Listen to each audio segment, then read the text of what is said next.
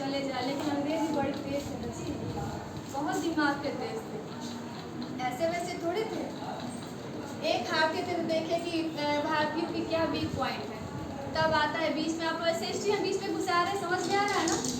बीच में आता है अंग्रेज, एक आता है डलहौजी, डलहौजी का नाम सुने हो, वोट डालो राज करो, उसकी नीति थी कि वो डलहौजी की नीति क्या थी, वोट डालो राज करो, दो व्यक्तियों को वोट डाल दो, दोनों आपस में लड़ते रहेगा सब, वो दोनों आपस में लड़ाई करेंगे पीटेगा, हमारी जो ये गलती है ना ये बरकरार रहेगी, अगर यहाँ ये दिमाग से सांस हुआ तो तुरंत हम पे अटैक कर देगा। इसलिए अपनी कुर्सी को सेफ रखने के लिए आपस में लड़ रहा है, कभी हिंदू हिंदू में लड़वाना, हिंदू मुस्लिम में लड़वाना, हिंदू सिख ईसाई जो चारों धर्म उनमें लड़वाना, ताकि जब तक ये लड़ते रहेंगे तब तक हम यहाँ रहेंगे, और जिस दिन ये एकता के सूत्र में बंध गए उस दिन इस धरती पे हमारा आखिरी होगा। अब वही हुआ, अरे चलो 200 सालों के बाद ही हुआ, लेकिन हुआ तो सही। 15 अगस्त सन 1947 को हमारा भारत आजाद हो गया। आजाद हो गया तो जैसे इन्होंने सुना था कि इनके अपने पापा से, पापा कौन थे, गंगाधर पंत थे, ये सुनते थे जब ये बड़े होते थे, कोई भी बालक होता था तो अपने दादी से या अपनी नाना नानी से कुछ कहानियाँ सुनता था, देश विदेश की कहानी सुनेगा, चाहे भूत प्रेत की कहानियाँ सुनेगा। वैसे ही ये भी कहानी, क्योंकि ये पढ़े लिखे फैमिली से बिलोंग करते थे, तो इनके पिता या इनकी दादी भारत के लिए तो बहुत कुछ कहते थे कि हमारा जब अंग्रेज नहीं थे तो हमारा इंडिया ऐसा दिखता था, इसको सोने की चिड़िया कहते थे, यहाँ सभी लोग खुशहाली से रहते थे। लेकिन ये अब देखो क्या हो गया बेटा, कि जब से अंग्रेज इस धरती पे आया है तब से इस धरती की भूमि जो स्ट्रक्चर है, जो धरती माता के स्ट्रक्चर है, वो जस्ट बदल गया। जो हंसता खेलता परिवार था वो रोता गाता है। उस भारत का दृश्य आपके सामने कविता के माध्यम से इन्होंने प्रस्तुत किया, जिसका नामकरण किया है भारत माता। उस दुख को, उस दर्द को, उन किसान भाइयों के दर्द को इन्होंने शब्दों के माध्यम से आपके समक्ष प्रस्तुत किए हैं, जिसके लेखक आदरणीय आपके सुमित्रा नंदन पंत जी हैं। ये बहुत बड़े छायाविद है, बहुत बड़े प्रकृति प्रेमी है, इनको प्रकृति से बहुत लगाव है।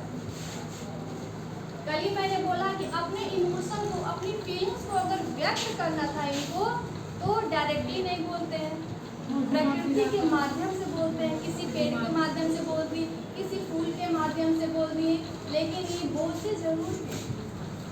अपनी फीलिंग्स को, जो साहित्यकार होते हैं ना, वो कल्पना में जीते हैं, और उसी कल्पना का साक्षात रूप आपके सामने प्रस्तुत कर देते हैं शब्दों के माध्यम से। समझ में आ रही बातें? किसी को दिक्कत नहीं ना हो रही है? हाँ, अगर हो रही है तो बता देना बाबू, 10 मिनट से ज़्यादा मत करना। हाँ, अगर हो रही किसी को दिक्कत तो बता दो। आगे बढ़े कविता पे। ये बस उस टाइम की दुर्दशा का चित्रण किए हैं जो अंग्रेज हैं, और अंग्रेज हमारे भारतवासियों को शासन कर रहे हैं, जो अत्याचार कर रहे हैं, इतना अत्याचार कर रहे हैं कि उनको खाने पीने के लिए भी सामान नहीं दे रहे हैं। अन्न तक हमारे ही धरती पे अन्न हो रहा है, लेकिन अधिकार किसका है? अंग्रेजों का। अरे तन ढकने के लिए कपड़ा तक नहीं दे रहे हैं, अपने ही उगाए हुए अनाज पे, अपने ही उगाए हुए समाज हो गया, कपड़ा हो गया, कुछ भी हो, इतनी ज़्यादा टैक्स लगा देना कि हम चाह कर भी उसको खरीद नहीं पाते थे। अपने परिवार के लोगों को हम भरपेट भोजन भी नहीं दे पाते थे। सिर्फ एक ही कारण है, अंग्रेज। और साहित्यकारों का बस यही काम है कि समाज में चल रहा है उसको यहाँ प्रस्तुत करना, ताकि अवेयरनेस आप लोगों, क्योंकि आप जो कक्ष में बैठे हैं जितने भी बच्चे, ये आप देश के भविष्य, जो पूर्व काल में हुआ है वो आगे ना हो, इसके लिए आपको क्या हो गया, जो पूर्व काल में हुआ वो आगे ना हो, इसके लिए आपको सजग किया जा रहा है, सतर्क किया जा रहा है।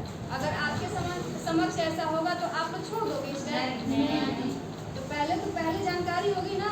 किसी बीमारी को मान लो तुमको फीवर हुआ है, फीवर हुआ है और तुमको पता नहीं, फीवर कई टाइप का होता है, टाइफाइड होता है, मलेरिया होता है ना, डेंगू बुखार भी होता है।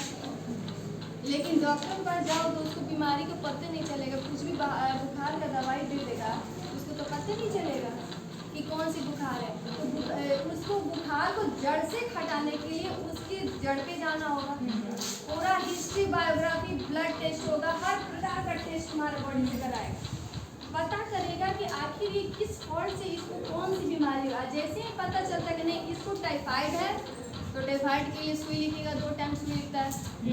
टाइफाइड किसी को हुआ है? अब मैं थोड़ा शॉर्ट कर दूँ, इसलिए मैं बता दे रही हूँ क्योंकि मुझे मेडिसिन के बारे में भी जानकारी है। चुप स्टॉप कर दो।